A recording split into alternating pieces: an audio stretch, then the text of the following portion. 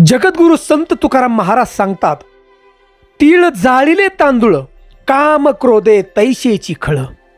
अगदी सोप्या शब्दात आपल्याला अभंगाचा अर्थ या ठिकाणी सांगितलेला आहे. मित्रांनो, जीवन जगावं कसं आणि देवापर्यंत पोचावं कसं हे संत तुकाराम महाराजांनी आपल्याला अभंगाच्या माध्यमातून सांगितलं. आणि या शतकोटी अभंगाची गाथा की ज्याच्यामधला प्रत्येक शब्द हा अमृतासारखा आहे.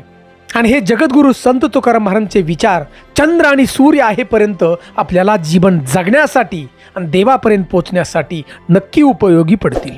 जीवन जगताना देवापर्यंत पोचण्यासाठी कुठलंही कर्मकांड करण्याची जरूरत अजिबात नाही, हे जगद्गुरु संत तुकाराम महाराज आपल्याला या ठिकाणी सांगतायत. राग आणि चिंता माणसाचा सगळ्यात मोठा शत्रू आहे. महाराज सांगतायत, या जीवनामध्ये यशस्वी होण्यासाठी रागावर नियंत्रण हे पाहिजेच. महाराज या ठिकाणी सांगत आहेत अजून की जीवन जगताना निसर्ग आपल्याला चांगला किंवा वाईट सांगण्याचा हा प्रयत्न करतोच बघा. आणि त्यासाठी मित्रांनो, जगद्गुरु संत तुकाराम महाराजांनी सांगितली एक सुंदर अशी गोष्ट, आणि ती गोष्ट आपल्याला आम्ही सांगणार आहोत. ध्यानपूर्वक आपण ऐका विश्वासानं. जीवन जगताना आपल्याला रागावर नियंत्रण करण्यासाठी नक्की उपयोगी पडणारी गोष्ट मित्रांनो. कारण आज आपल्या या महाराष्ट्रात, देशात सगळीकडे आपण पाहतोय की रागानं अनेक अशा घटना घडतात की जीवन उद्ध्वस्त होऊन जातं. म्हणूनच मित्रांनो, सुंदर अशी गोष्ट आपण ऐकणार आहोत. विश्वासानं ऐका आणि शेवटी आम्हाला कमेंट जय जय राम कृष्ण हरी अशी कमेंट जरूर करा. चॅनलवरती प्रथम असाल तर नक्की सबस्क्राईब करा. मराठी कथाकथन चॅनलमध्ये आपलं मनापासून सहर्ष स्वागत आहे. तर मित्रांनो, आपण पाहतो आपल्या हव्यासापोटी आपण होम हवन करतो. होमामध्ये आपण तांदूळ तीळ टाकतो आणि त्यावेळी आपण राग का बरं टाकत नाही या होमामध्ये? आणि राग जर आपण होमामध्ये टाकला तर आपलं जीवन यशस्वी होईल. आणि मित्रांनो, संत तुकाराम महाराजांची सुंदर अशी गोष्ट ही आपल्या शिष्याला सांगितलेली आहे. आणि शिष्यानं एके दिवशी जगद्गुरु संत तुकाराम महाराजांना विचारलं, महाराज, मी भक्ती करतोय, नामस्मरण करतोय, परंतु रागावरती नियंत्रण होत नाही. याच्या बाबतीत मला तुम्ही सुंदर अशी गोष्ट सांगा. आणि मित्रांनो, त्या ठिकाणी ही सांगितलेली गोष्ट आपण आता ऐकत आहोत. जगद्गुरु संत तुकाराम महाराज सांगतायत की फार मोठे एक राज्य होतं आणि त्या ठिकाणचा जो राजा होता फार पराक्रमी होता. राजा दानशूर होता. राजा भगवंताच्या भक्तीमध्ये लीन होत होता, परंतु राजाला राग फार होता. रागावर नियंत्रण नव्हतं. आणि एके दिवशी हा राजा शिकार करण्यासाठी जंगलामध्ये निघाला. त्याच्याबरोबर काही शिपाई सुद्धा निवडक होते बघा, हुशार. उन्हाळ्याचे दिवस होते. चैत्राचा महिना चाललेला होता. भयंकर असं ऊन. राजाला शिकार काही मिळेना. घनदाट जंगलामध्ये राजा एका वेगळ्या दिशेलाच गेला. चुकला, राजाची दिशाच चुकली हो. राजाचे शिपाई एका आणि राजा एका दिशेला म्हणजे गेला. चैत्राचं ऊन रखरखत आणि राजाजवळ पाणी सुद्धा नव्हतं बघा. कारण शिपायांच्या जवळ पाणी होतं आणि हे दोघांच्या मध्ये चुकामुक झाली, शिपाई आणि राजा. राजा घनदाट जंगलामध्ये फिरत होता, कंटाळला होता, ताण्यानं व्याकुळ झालेला होता. आणि एका झाडाखाली राजा त्या ठिकाणी बसला. फार मोठं झाड होतं, जुनं वडाचं झाड होतं, मोठं जुनं अगदी. राजाला वाटत होतं की एक तरी घोट मला पाण्याचा पिण्यासाठी मिळावा. राजाच्या घशाला अगदी कोरड पडलेली होती. देवा, मला एक घोट तरी पाण्याचा कुठून तरी मिळवू दे.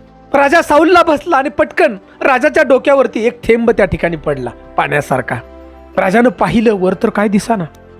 थेंब तर त्या ठिकाणी पडत होता. आणि राजानं त्या ठिकाणी झाडाची पानं आणली आणि त्याचं एक द्रोण तयार केलं सुंदर. आणि ते द्रोण ज्या ठिकाणी हे पाणी पडतंय त्या ठिकाणी ते द्रोण मांडलं. थोडासा राजा दूर बसला आणि या द्रोणामध्ये एक एक थेंब त्या ठिकाणी पडत होता. राजानं ठरवलं की हे द्रोण भरलं की आता मी पिणार. पडणारं जे थेंब आहे त्या थेंबानं ते द्रोण भरत आलं. राजाला वाटलं आता आपली तहान भागती.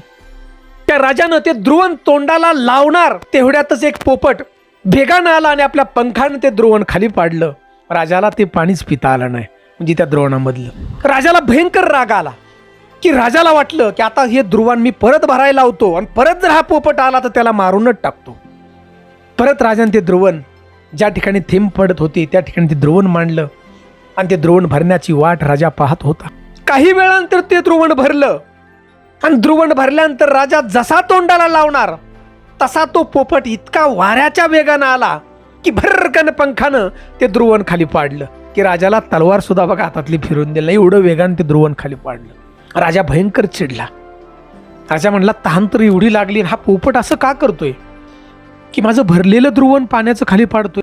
तिसऱ्या वेळा ते द्रुवण राजानं परत लावलं बघा, त्या ठिकाणी थेंब पडतायत तिथं.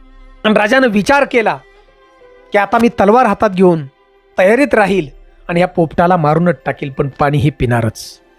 ठराविक वेळ निघून गेला आणि राजानं मांडलेलं जे द्रुवण आहे ते परत भरलं बघा. राजाला तहान भरपूर लागली होती आणि राजानं पटकन घेतलं आणि तोंडाला लावणार त्याच वेळेस तोच पोपट एवढा वेगानं आला की फडकन तो पंख त्या द्रोवणावरती मारला आणि राजाचं द्रोवण ते खाली पडलं. पण त्याच वेळेस या राजानं तलवारीचा घाव त्या पोपटाच्या पंखावरती मारला.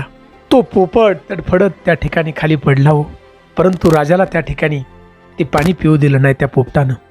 मित्रांनो, ध्यान देऊन ऐका. राजानं त्या झाडाकडे पाहिलं की हा थेंब कुठून येतोय. त्याच ठिकाणी मी जातो आणि त्याच ठिकाणी पाणी पितो ना. या वडाच्या झाडावरती राजा वर चढला आणि ज्या ठिकाणी थेंब पडत होते त्या दिशेनं राजा वर त्या फांदीवरती जाऊ लागला. आणि शेवट त्या ठिकाणी गेल्यानंतर ज्या वेळेला राजानं पाहिलं आणि राजा आश्चर्यचकित झाला, कारण त्या झाडाच्या फांदीवरती फार मोठा एक विषारी अजगर बसलेला होता आणि त्या अजगराच्या तोंडातून जिभेतून जी लाळ पडत होती विषारी, ती लाळ त्या ठिकाणी त्या द्रुवणामध्ये पडत होती. राजाला अक्षरशः घाम फुटला, आश्चर्य वाटलं आणि आपण केलेलं जे कृत्य आहे, पोपटाला मारला आपण, त्याची राजाला लाज वाटू लागली. राजा खाली उतरला. राजा विचार करत होता की ह्या पोपटाने माझे प्राण वाचवण्यासाठी स्वतःचा प्राण या ठिकाणी दिला. मित्रांनो, त्या गोष्टीतून एकच आपल्याला घ्यायचे हो, लक्षात घ्या, निसर्ग हा तुम्हाला प्रत्येक वेळी संकेत देत असतो. ज्या वेळी तुमच्या आयुष्यामध्ये काही घटना घडतात, चांगल्या वाईट, या घडणाऱ्या घटना ह्या घडणाऱ्याच असतात, परंतु त्या ठिकाणी तुम्हाला संकेत मिळतो.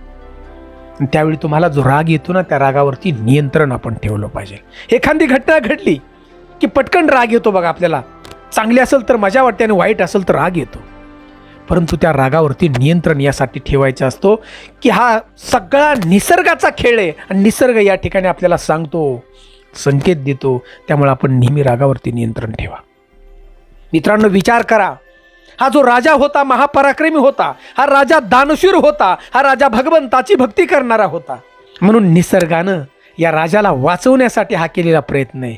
पोपटाचा प्राण गेला या ठिकाणी, परंतु मित्रांनो, निसर्ग म्हणजेच परमेश्वर आहे आणि हे सांगण्याचं काम त्या ठिकाणी जगद्गुरु संत तुकाराम महाराजांनी केले.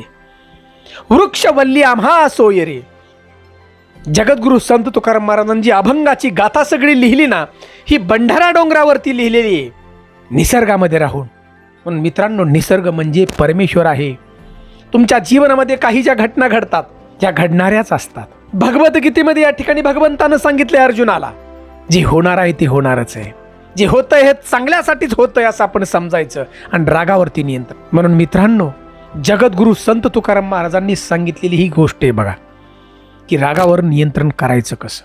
मित्रांनो, याचा उपयोग नक्की करा, कारण राग हा सगळ्यात मोठा शत्रू आहे. आणि चिंता जी म्हणतो ना आपण, तर मित्रांनो, चिंता या शब्दावरचा एक बिंदू म्हणजे टिंब बाजूला काढला तर चिता हा शब्द तयार होतो. म्हणून चिंता करू नका, काही आपल्याला घेऊन जायचं नाही. एक दिवस आपल्याला इथून जरूर जायचं आहे प्रत्येकाला. म्हणून भगवंताच्या भक्तीमध्ये लीन व्हा. जगद्गुरु संत तुकाराम महाराजांची अभंगाची गाथा ठेवली, या गाथेमधला एक वाक्य, एक कडवं आपण जर म्हटलं ना, तर जीवनातल्या अनेक अडचणी दूर होतात, अनेक, आणि जीवन जगण्यासाठी एक आनंद आपल्या समोर त्या ठिकाणी येतो.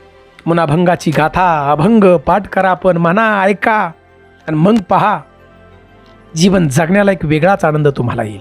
मित्रांनो, जगद्गुरु संत तुकाराम महाराज कुठलंही कर्मकांड सांगत नाहीत बघा करायला. भगवंतापर्यंत पोहोचण्यासाठी फक्त एकमेव मार्ग म्हणजे भक्ती, नामस्मरण. जय जय राम कृष्ण हरी, जय जय राम कृष्ण हरी. मित्रांनो, अशी कमेंट आम्हाला जरूर करा आपण, आणि आपल्या रागावरती नियंत्रण जरूर ठेवा. चॅनलवरती प्रथम असाल तर नक्की सबस्क्राईब करा. आपल्याला आवडला असेल तरच. नवीन व्हिडिओ आमचे येतच असतात. जय हिंद, जय महाराष्ट्र.